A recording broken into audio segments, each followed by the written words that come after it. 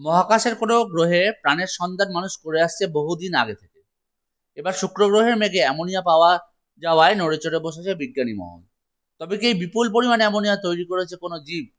সন্ধান শুরু করেছে বিজ্ঞানীরা। অস্তিত্ব আছে নিশ্চিত হওয়ার দিকে আরো এক ধাপ এগোলেন বিজ্ঞানীরা। গবেষণায় উঠে এলো বেশ কিছু অকাট্য প্রমাণ। পৃথিবী ছাড়াও প্রাণের অস্তিত্ব আছে, আর সেটা আছে সৌরজগতেই, শুক্র গ্রহের মেঘে। পৃথিবী থেকে প্রায় 47.34 মিলিয়ন কিলোমিটার দূরে রয়েছে সৌরজগতের এই গ্রহ। এতেই থাকতে পারে এলিয়েন। মহাকাশ জগতের অন্য কোনো গ্রহে প্রাণ আছে কি না তা নিয়ে বিস্তর গবেষণা চলেছে বা চলছে। তাতে উঠে এলো বিস্ময়কর তথ্য। শুক্রের মেঘে রয়েছে প্রচুর পরিমাণে অ্যামোনিয়া। রঙিন এই গ্যাসটি নাইট্রোজেন এবং হাইড্রোজেনের যৌগে তৈরি। শুক্র সৌরজগতের উষ্ণ গ্রহ। এত গরমে প্রাণে বেঁচে থাকা সম্ভব না, তাই সে সম্ভাবনা নেই। তবে শুক্রের চারপাশে মেঘে জীবন থাকতে পারে বলে মনে করছে বিজ্ঞানীরা। আর সেটা অতি ক্ষুদ্র থেকে ক্ষুদ্রতর অণুজীব বলে বিজ্ঞানীদের অনুমান। ঠিক যেমন পৃথিবীতে রয়েছে ব্যাকটেরিয়া। শুক্র গ্রহের গঠন কখনোই পৃথিবীর মতো নয়। সৌরজগতের গ্রহগুলি থেকে সম্পূর্ণ আলাদা। পৃথিবীর যৌগগুলোর সঙ্গে বরং মিল আছে মঙ্গলের। তাই সেখানে অধিক সম্ভাবনা ছিল প্রাণের।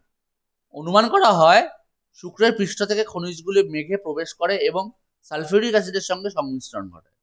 তবে শুক্রের মেঘে প্রাণ থাকার সম্ভাবনা কম, কারণ জল নেই। জল জীবনের জন্য অপরিহার্য। এরপরেও যদি এখানে অতি ক্ষুদ্র প্রাণের সন্ধান পাওয়া যায়, তাহলে সেটা যুগ পরিবর্তনের সূচনা করবে বলে মত বিজ্ঞান মহলে। শুক্রের মেঘে প্রাণ আছে কিনা সেই বিষয়ে নিশ্চিত হওয়ার জন্য গবেষণা প্রয়োজন।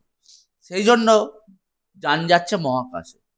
2023 সাল থেকে ভেনাস লাইফ ফান্ডার মিশনটি মেঘের কণা এবং মেঘের চারপাশের বায়ুমণ্ডল নিয়ে গবেষণা করবে।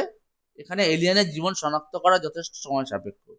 শুক্রে হার্ডওয়্যার পাঠানোর চ্যালেঞ্জিং এবং ব্যয়বহুলও বটে। গবেষণা চলবে দীর্ঘদিন। সময় লাগতে পারে 1 দশকেরও বেশি সময়। বিজ্ঞানীরা জানাচ্ছেন মোটামুটিভাবে 2040 সালের আগে এই গবেষণা শেষ হওয়া সম্ভব নয়। এই প্রথমবার নয়, এর আগেও শুক্রে রাসায়নিক পাওয়া গেছে যা পৃথিবীর বাইরেও বহির্জগতে জীবন থাকতে পারে এমন ইঙ্গিত দিয়েছে। গত বছর 2020 সাল থেকে 2023 সাল অবধি বিজ্ঞানীরা বায়ুমণ্ডলের ফসফিন নামে এক বিষাক্ত গ্যাসের সন্ধান পেয়েছিলেন শুক্রে পরীক্ষা নিরীক্ষা চালিয়ে। এবার সন্ধান পেলেন অ্যামোনিয়া।